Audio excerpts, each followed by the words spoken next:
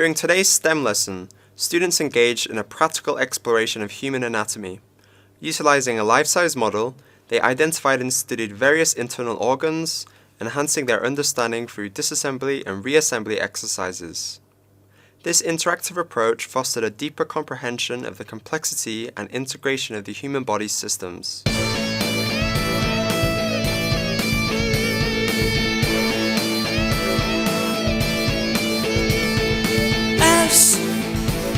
Science.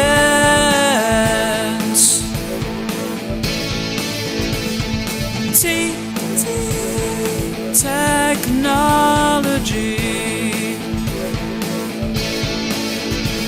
And E engineering.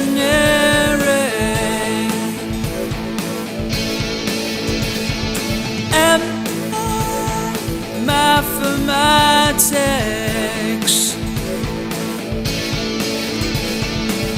STEM, STEM, STEM.